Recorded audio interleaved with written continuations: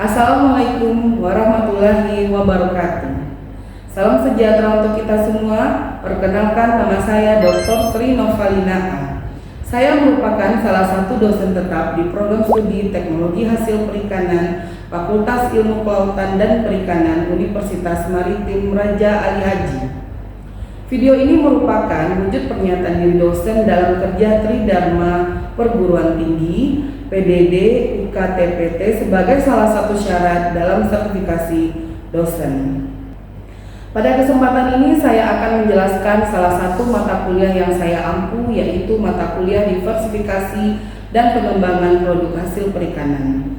Mata kuliah ini merupakan mata kuliah wajib prodi dengan bobot 3 SKS yang diberikan pengajaran secara teori sebanyak 2 SKS dan 1 SKS praktikum. Adapun capaian dari mata kuliah ini adalah mahasiswa mampu menjelaskan ruang lingkup pengertian dan prinsip diversifikasi hasil perikanan seperti pembuatan surimi, produk olahan berbasis baterai atau coating, teknologi ekstrusi dan snack savory, pengolahan hasil perikanan menjadi produk pangan fungsional. Selanjutnya, mahasiswa mampu mengolah limbah hasil perikanan menjadi produk non-pangan berupa mikroorganisme lokal atau MOL dan pupuk cair.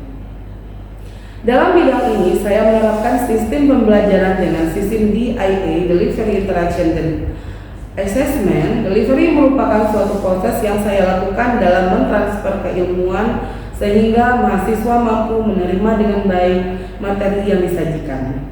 Delivery dilakukan melalui ceramah oleh dosen terkait mata kuliah diversifikasi dan pengembangan produk hasil perikanan. Adapun materi pembelajaran yang diberikan untuk 14 kali pertemuan dalam satu semester. Yang pertama adalah pendahuluan dan ruang lingkup diversifikasi dan pengembangan produk hasil perikanan. Kemudian prinsip-prinsip diversifikasi dan pengembangan produk hasil perikanan, pengembangan produk hasil perikanan, produk pengolahan berbasis ikan lumat atau surimi, produk butter atau coating hasil perikanan, produk olahan berbasis rumput laut, produk pangan fungsional hasil perikanan, ekstrusi dan savory snack produk hasil perikanan, pengembangan produk dari hasil limbah perikanan, dan analisa komposisi atau kandungan dari produk yang dihasilkan. Dalam mendukung pembelajaran di kelas, saya menggunakan beberapa referensi utama, diantaranya adalah buku-buku yang terkait mengenai diversifikasi dan pengembangan produk hasil perikanan, dan kemudian ditambah juga dengan jurnal-jurnal atau artikel ataupun majalah yang berkaitan dengan mata kuliah diversifikasi dan pengembangan produk hasil perikanan. Selanjutnya masuk ke interaction. Interaction merupakan suatu proses interaksi yang terjalin antara mahasiswa dan dosen dalam meningkatkan pemahaman mahasiswa terkait materi yang disajikan. Adapun sistem interaction yang saya lakukan juga sudah mengadopsi kurikulum kampus Merdeka, yaitu team based project dan project based learning atau case based method. Untuk metode pembelajaran team based project, mahasiswa mampu merancang dan membuat produk diversifikasi hasil perikanan yang kemudian mengevaluasi produk dan nilai gizi produk yang dihasilkan, membuat laporan secara terstruktur. Pada metode problem based learning atau case based method, mahasiswa mampu membuat sebuah diskusi kecil atau small discussion, mencari artikel, mengulasnya, menuangkannya dalam laporan dan mempresentasikannya dalam bentuk PowerPoint yang selanjutnya dilakukan diskusi dan penguatan oleh dosen. Selanjutnya kita masuk ke aspek asesmen, di mana aspek ini merupakan suatu proses penilaian untuk mengukur kemampuan mahasiswa secara objektif dalam menerima materi pembelajaran. Untuk sistem penilaian pada mata kuliah ini terdapat beberapa kategori, diantaranya keaktifan, diantaranya presentasi, tanya jawab dan lain-lainnya mendapat nilai 20%, kemudian penilaian praktikum dan proyek mendapat persentase 30%, UTS dan UAS sebanyak 25%. Sebagai penutup, itulah aspek yang saya terapkan dalam proses pembelajaran dalam mata kuliah yang saya lakukan yang terdiri dari aspek delivery, interaction, dan assessment yang disingkat dengan BIA. Selanjutnya saya akan menampilkan pembelajaran yang saya biasanya lakukan di kelas secara luring. Selamat menyaksikan. Assalamualaikum warahmatullahi wabarakatuh. Salam sejahtera untuk kita semua. Hari ini kita dapat berkumpul lagi dalam perkuliahan diversifikasi dan pengembangan produk hasil perikanan. Di pertemuan ketiga ya. Jangan lupa absen dijalankan, ditandatangani ya Ran ya. Oke, kemarin kita sudah membahas mengenai ruang lingkup dari diversifikasi, pengertian dari diversifikasi. Siapa yang masih ingat pengertian dari diversifikasi? Saya Bu. Fabian silakan. Apa itu diversifikasi? Diversifikasi itu adalah keanekaragaman sebuah produk dan pengembangan produk baru hasil perikanan. Oke, berarti diversifikasi itu adalah penganekaragaman produk. Dengan diversifikasi itu dihasilkan suatu produk baru, tentunya bagi nilai ekonomis gitu ya. Oke, kita masuk ke pengembangan produk hasil perikanan pada hari ini. Apa itu pokok bahasan kita hari ini, yaitu mengenai pengolahan konsentrat dan hidrolisat protein. Kemudian juga kita akan membahas mengenai proses pengolahan ikan kaleng dan surimi. Surimi, sudah pernah dengar kata surimi? Sudah. Apa itu? Ikan yang dilumat? Kita masuk ke pengolahan konsentrat dan hidrolisat protein. Apa itu konsentrat? Selalu tahu itu konsentrat apa? Konsentrat secara umum adalah bukan murni dari suatu produk dengan cara menghilangkan kandungan selain protein, contohnya kadar air atau lemak, untuk mendapatkan kandungan protein yang meningkat pada produk tersebut. Itu adalah konsentrat protein. Oke, masuk ya. Konsentrat dan hidrolisat protein itu merupakan produk yang kaya akan protein, makanya disebut dengan konsentrat, yang diolah dengan cara menghilangkan komponen selain protein dari suatu bahan sehingga proteinnya itu meningkat. Nah, konsentrat ikan ini diperoleh dengan memisahkan lemak dan air melalui ekstraksi dan penguapan. Sementara itu hidrolisat protein akan diperoleh dengan menambahkan enzim proteolitik. Apa itu enzim? Sudah pernah belajar bilang? Sudah pernah kan ngambil kan? Sudah. Nah, coba Anissa. Enzim adalah senyawa kimia berupa protein yang sebagai biokatalisator. Nah, berfungsi sebagai biokatalisator artinya, untuk mempercepat terjadinya suatu reaksi. Ya, kasih apa dulu? Jadi enzim di sini yang digunakan adalah enzim proteolitik. Apa itu enzim proteolitik? Apa itu enzim proteolitik? Ayo, apa itu enzim proteolitik? Bisa Rahel? Apa? Enzim yang mampu menguraikan atau memecah molekul protein. Nah, bisa memecah molekul protein. Karena enzim itu sifatnya spesifik. Oke. Jadi pembuatan konsentrat protein ikan ini bertensi daging dengan itu prosesnya itu yang pertama adalah filet. Nah, filet itu ikan yang telah disyani dan dicuci kemudian dipisahkan dagingnya. Selanjutnya dilakukan pencucian kembali dengan air dingin bersuhu 5 derajat Celcius. Kenapa digunakan suhu 5 derajat Celcius? Karena apa? Supaya tidak merusak protein ikan tadi. Kalian sudah tahu ya kalau seandainya protein itu rusak kena panas juga sebetulnya. Oke, yang kedua dilakukan penggaraman dan penggilingan, di mana daging ikan kemudian diberi garam dapur dan natrium karbonat sehingga didapat pH 7,5. 7,5 pH asam atau basah? Basah. Jadi ditunggu di pH basah. Daging selanjutnya digiling hingga lumat dan diremas-remas terbentuk sol. Nah, kemudian diekstraksi. Nah, daging yang telah terbentuk sol ini kemudian diekstraksi dengan etanol dingin untuk menghilangkan air dan lemak. Produk akhir selanjutnya itu dikeringkan pada suhu 45 derajat Celcius. Dapatlah simetri tadi. Bisa dimengerti? Bisa. Kemudian ini untuk hidrolisat protein ikan, kita ada dua metode hidrolisat asam, di mana ikan yang telah disyani dan dibersihkan kemudian digiling dan dipanaskan dalam larutkan asam 2 hingga 6 N pada suhu 90 sampai 100 derajat Celcius selama 12 sampai 24 jam. Kemudian hidrolisat yang dihasilkan kemudian dinetralkan dengan NaOH hingga mencapai pH 7. pH basah atau netral mendekati basah. Kemudian dengan metode hidrolisat enzimatis, nah ikan yang telah disiangi dan dibersihkan kemudian digiling, selanjutnya diberikan enzim bromelin dan dilakukan inkubasi selama 15 menit pada suhu 55 derajat Celcius. Nah, inkubasi diakhiri dengan pasteurisasi pada suhu 80 derajat Celcius untuk menginaktivasi enzim. Apa itu maksudnya menginaktivasi enzim? Membuat enzim itu tidak bekerja lagi gitu. Jadi prosesnya itu terhenti, jadi tidak berlangsung terus menerus gitu. Kemudian hidrolisat didapat kemudian dikeringkan dengan spray dryer. Nah, bagaimana caranya hidrolisat supaya itu berhasil, dikatakan berhasil? Dia tidak pahit dan tidak berbau amis, ya. Kemudian teknologi atau pengembangan produk berupa surimi.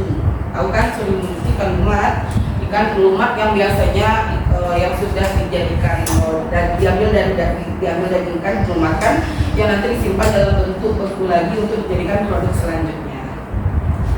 Nah, untuk ikan surimi ini kita tidak bahas secara mendalam karena kita akan bahas si ikan surimi ini nanti pada pertemuan keempat dan kelima. Selanjutnya kita bahas mengenai pengolahan ikan kaleng. Nah, siapa yang tidak mengenal ikan kaleng? Semua mengenal? Ya. Apa saja biasanya produk ikan kaleng yang kalian konsumsi? Yang pertama sarden. Sarden itu merek ya? Produknya? Nah, produknya apa saja mereknya yang biasanya dikonsumsi? Banyak yang Mili, Botan, ABC gitu ya. Ada pula Matahari gitu. Jadi udah kenal gitu ya, makanya lebih dikenal lagi gitu. Oke, jadi teknik pengalengan makanan ini telah dikenal sejak tahun 1809. Lama ya, kalian belum lahir ya? Belum lahir gitu ya. Nah, saat itu Napoleon Bonaparte mengadakan sayembara untuk menciptakan bahan pangan yang awet dan mudah dibawa untuk kebutuhan tentara Prancis yang sedang berperang dalam perjalanan jauh. Jadi pada saat itu di tahun 1980 orang-orang telah berpikir bagaimana caranya membawa makanan untuk jangka waktu yang lama gitu ya. Jangka waktu yang lama, kemudian istilahnya tuh jaraknya jauh, makanan itu supaya tidak rusak gitu. Jadi mereka sudah berpikir seperti itu. Nah, jadi kalau sekarang kita harus berpikir lebih tinggi lagi dari itu karena teknologi udah maju ya. Jadi harus ada diversifikasi yang lain. Kemudian pada tahun 1810 Peter Duren menciptakan kotak kaleng yang kemudian mengembangkannya sebagai wadah untuk menyimpan bahan pangan agar lebih awet. Nah, ini sejarah ya, sejarah dari pengalengan ikan. Nah, pengalengan ini didefinisikan sebagai salah satu metode dalam pengawetan bahan pangan melalui pengemasan secara hermetis. Hermetis itu artinya kadar udara, air, mikroorganisme, dan benda asing. Menggunakan suatu wadah yang kemudian disterilisasi. Jadi makanan masuk ke dalam kaleng kemudian lakukan proses sterilisasi kembali. Sudah belajar kan proses sterilisasi bagaimana? Sudah tahu ya.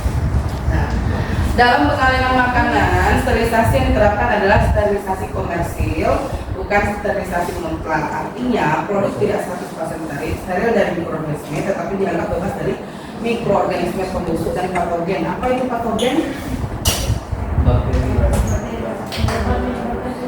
Nah, bakteri yang dapat menyebabkan penyakit karena menghasilkan toksik itu apa? Racun. Di sini nggak ada yang toksik kan? Jadi penerapan sterilisasi komersial ini telah mempertimbangkan faktor penting dalam pengawetan pangan menggunakan panas, di mana mikroorganisme pembusuk dan patogen harus dihancurkan. Kemudian panas yang diberikan tidak menyebabkan penurunan gizi produk dan faktor organoleptik tetap dipertahankan. 3 poin ini merupakan 3 poin penting yang harus ada dalam suatu produk. Apapun itu produk. Kenapa? Karena ini penting karena mikroorganisme pembusuk jangan sampai ada, kemudian yang patogen terutama itu tidak boleh ada, dan panas yang diberikan tidak menyebabkan kerusakan pada produk, terutama dari kerusakan gizi ya. Seperti kita ketahui beberapa komponen gizi seperti protein itu dia dapat rusak oleh panas. Kemudian faktor organoleptik, nah tercapai semuanya, gizi tetap utuh, kemudian bakterinya tereliminasi akibat proses sterilisasi, tetapi rasanya tidak masuk ke konsumen. Itu bagus tidak? Tidak, tapi itu juga faktor penting organoleptik tadi ya. Oke, keuntungan pengalengan ditinjau dari sisi ekonomi. Pengalengan dianggap menguntungkan karena apa? Pertama, dapat diisi dan dikemas secara mekanis dengan kecepatan yang tinggi, dapat dikemas secara menarik dan dapat disimpan digunakan dengan mudah oleh konsumen. Ya enggak, sarden itu sering kalian konsumsi dalam keadaan darurat ya. Kalau nggak sarden Indomie gitu yang kalian makan kadang-kadang gitu ya. Jadi sarden itu adalah bentuk pangan bergizi, istilahnya yang sudah aseptis, sehat karena kandungan gizinya, protein, tersalin ikan, protein ikan yang dapat cepat untuk dimasak dan dikonsumsi. Bahkan juga bisa langsung dimakan kalau sarden kan. Proses pengalengan ikan secara umum itu adalah proses pengalengan ikan industri meliputi tahapan berupa penyengan, pencucian, penggaraman, pengisian kaleng, pemasakan awal, penirisan, pengisian dan exhausting, pemasakan akhir dan pendinginan serta pelabelan. Itu kalau kita dalam kaleng. Nah sekarang ini kita lihat alur proses dari pengalengan itu. Pertama tentunya dilakukan pemilihan bahan baku, tentu disortir ya dalam pemilihan bahan baku ya, yang bagus-bagus. Penyengan, pencucian, penggaraman, pengisian kaleng, pemasakan awal, penirisan, pengisian medium, exhausting, pemasakan akhir, pendinginan, pelabelan. Jadi setelah dia diisi itu, kemudian exhausting, masa akhir didinginkan juga kulkas masuk. Nah sekarang ini adalah proses pengalengan. Ini pemilihan bahan pencucian tadi ya. Ini ikan hasil tangkapan dicuci bersih, diolah dan keadaan beku, dilakukan kawin dan air dingin. Selanjutnya ikan dapat disaring dengan memisahkan bagian yang tidak dikehendaki seperti kepala sirip itu biasanya nggak ada ya dalam proses ikan kaleng, isi perut, ekor dan insang. Misalnya kalian temukan sarden itu atau ikan kaleng itu dia ada terpotong ekor dan kepalanya. Meskipun dia sarden ukuran besar tetap tidak terpotong ya, tinggal badannya saja gitu. Nah, ikan berukuran besar juga perlu dipotong untuk menyesuaikan ukuran kaleng, proses ini diakhiri dengan pencucian kembali. Kemudian untuk penggaraman, ikan yang telah bersih perlu direndam dalam larutan garam 15-20%. Namanya perendaman dan kesepakatan larutan garam sudah perlu disesuaikan dengan kadar garam pada produk akhir. Apa tujuannya? Tujuannya untuk menghilangkan sisa darah, kotoran, lendir, menurunkan jumlah mikroorganisme, karena kita ketahui juga garam itu juga zat yang digunakan gitu ya untuk mengurangi kadar air dan menghambat aktivitas si mikroorganisme tadi dalam pangan, serta memperkuat tekstur dan rasa ikan juga. Kemudian untuk pengisian kaleng dapat dilakukan secara manual, semi otomatis ataupun otomatis dengan bobot isi yang seragam. Untuk kaleng silinder, ikan disusun dengan bagian ekor berada di bawah. Untuk kaleng oval, ikan disusun melintang alias menyerong dan berimpit satu sama lainnya. Apa kalau ikan ya? Iya. Nah, ini perlu diketahui bahwa kaleng yang digunakan sebagai masak harus terhindar dari cacat dan karat. Nggak boleh ya digunakan ya. Tapi biasanya kalau seandainya suatu pabrik yang sudah besar, biasanya sudah ada standar penggunaan kaleng. Ini proses pengalengan pemasakan awal ataupun cooking akan menyebabkan cairan atau lemak tubuh ikan keluar sehingga terjadi penurunan bobot. Nah, cairan yang keluar ini harus dibuang agar medium yang nantinya akan ditambahkan tidak menjadi encer agar tidak bercampur dengan cairan tubuh ikan. Nah, itu harus diperhatikan. Kemudian isian medium diisikan dalam keadaan panas sehingga batas headspace-nya sekitar 0,6 cm. Medium tidak hanya menambahkan cita rasa dari produk, tetapi juga dapat mempersingkat waktu sterilisasi dengan cara meningkatkan perawatan tanah dan menurunkan pH. Nah, metode pengisian medium berupa terpuring, bahkan puring, dan puring. Nah, ini adalah headspace, ialah ruang kosong yang sengaja dikosongkan gitu antara permukaan produk dan tutup kaleng sebagai ruang cadangan agar kaleng tidak pecah dan tidak menggembung selama sterilisasi. Oke, ini penghampaan udara. Penghampaan udara ini atau exhausting dilakukan agar gas dan oksigen yang pendorong tumbuhnya mikroorganisme, korosi dan oksidasi keluar dari kaleng sehingga tekanan udara dalam kaleng setelah sterilisasi dan pendinginan jadi lebih kecil dibandingkan dengan tekanan udara luar. Nah, ini dilakukan dengan menerapkan kuap air panas bersuhu 80 sampai 100 derajat Celcius pada kaleng selama kurang lebih 30 menit. Oke. Sampai di sini ada yang ingin ditanyakan? Sebelum masuk sterilisasi, sudah paham? Paham, Maharani, Chandra? Oke, untuk proses sterilisasi, nah sterilisasi itu kayaknya sudah pasti kalau sudah mengambil mikrobiologi ya. Sterilisasi adalah tahap paling penting dalam penanganan dan dapat mengaktifasikan mikroorganisme busuk dan patogen. Nah, sterilisasi ini biasanya dilakukan pada suhu 115 sampai 120 derajat Celcius selama 75 sampai 90 menit. Dalam skala industri, sterilisasi dilakukan dengan metode atau pressure cooker bertekanan 0,6 sampai 0,70 kg/cm. Oke, dalam skala rumah tangga, sterilisasi dapat diupayakan yang perebusan kaleng menggunakan panci berisi air mendidih. Nah, siapa yang pernah melakukan ini? Ini sistemnya sistem autoclave nih untuk rumah tangga, ya enggak? Nah, bisa juga kalian menggunakan mesin presto mungkin ya, kalau dalam keadaan darurat gitu ya. Oke, ada pertanyaan? Kita masuk ke pendinginan teladan. Hasil sterilisasi perlu dilakukan pendinginan dengan cara menyemprotkan air dingin dan mencelupkannya ke kaleng ke dalam air dingin hingga suhu mencapai 30 sampai 40 derajat Celcius.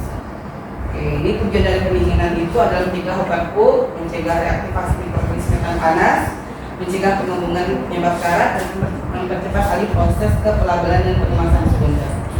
Oke, ini kita masuk tahap akhir dan sekarang kita diskusi ya. Diskusi kalian bentuk berapa kelompok nih? 1, 2, 3, 4 kelompok lah ya, 4 kelompok diskusi, bikin dulu dekat-dekatan. Kita diskusi mengenai ikan kaleng, pengalengan ikan. Ayo bikin diskusi 4 kelompok, ya.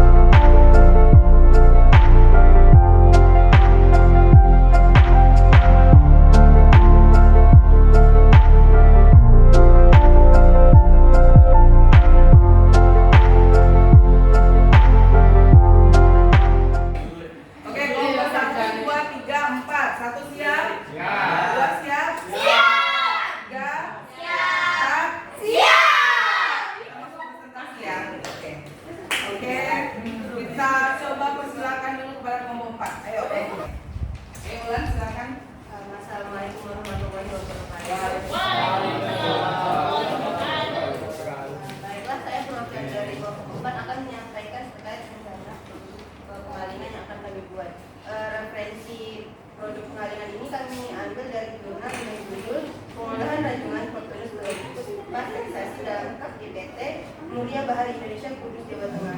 Adapun alur proses dalam produksi produk pengalengan ini adalah melalui 14 proses. Yang pertama itu adalah rebagging atau penerimaan bahan baku. Bahan baku yang diterima dari beberapa supplier sudah dalam bentuk rajungan lembut yang dalam keadaan dingin.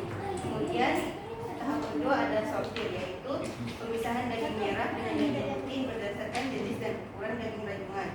Kemudian selanjutnya adalah final checking, yaitu pemeriksaan ulang daging rajungan di ruangan gelap guna mengulangi pemeriksaan shell yang masih tertinggal pada proses fermentasi.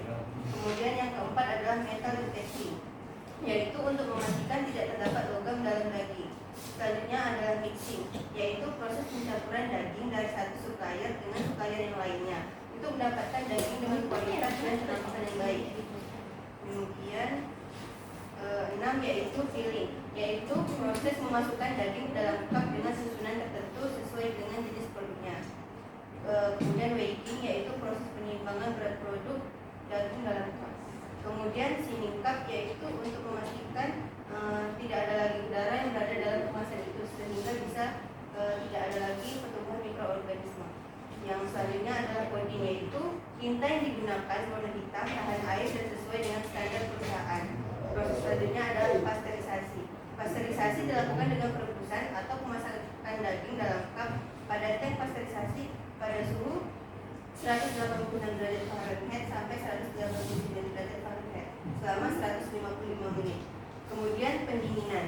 Proses selanjutnya adalah packing dengan tujuan menambah daya tarik dari produk rajungan kaleng ini. Selanjutnya adalah penyimpanan. Produk yang sudah diberi label dan dimasukkan dalam master karton disimpan dalam ruangan pendingin atau chill storage. Lalu proses terakhir adalah distribusi. Produk akan dikeluarkan dengan sesuai jenis produk dan buyer. Baiklah, itu saja proses pengalihan manajemen dari kami. Pengalihan rajungan ya dari kelompok 4. Jadi pada prinsipnya kalian sudah tahu ya, kelompok 4 sudah tahu pastinya, semuanya sudah tahu prinsip dari pengalihan itu adalah adanya kondisi vakum tadi ya, vakum. Kemudian ada proses sterilisasi atau pasteurisasi atau sterilisasi tidak mutlak tadi gitu ya. Kenapa? Karena untuk membunuh mikroorganisme, pembusuk atau patogen yang ada di dalam kaleng tanpa merusak dari produknya tadi, nilai gizi dari produknya tuh. Oke, berarti prinsipnya udah hafal ya. Udah bukan hafal, sudah paham. Sudah dapat memahami prinsip dari pengalihan itu. Pengalihan ini adalah salah satu contoh dari pengembangan produk perikanan tadi. Selain dari surimi dan hidrolisa protein. Kalau hidrolisa protein itu tadi kan kita bisa menggunakannya untuk aplikasi yang lebih lanjut lagi. Oke, kasih aplaus buat kelompok 4. Oke, sudah? Oke, jika tidak ada pertanyaan lagi, kita akhiri perkuliahan hari ini. Jangan lupa dipelajari materi hari ini untuk ditanyakan kembali gitu ya, untuk menanyakan kalian besok buka kuis. Nah, itu masih siapa kita lihat ya. Jadi pokoknya dipelajari terus, disimpan terus, dipahami terus, jangan dibawa tidur pelajaran hari ini. Kita minggu depan itu akan membahas mengenai surimi. Nah, surimi nanti surimi itu kita akan bikin produk. Kalian juga akan bikin produknya setelah bisa terangkan, kalian akan bikin produk lagi. Yang selanjutnya nanti kalian lihat komponen gizinya gitu. Jadi baca dari sekarang ya. Saya akhiri perkuliahan hari ini, sampai ketemu minggu depan. Wassalamualaikum warahmatullahi wabarakatuh.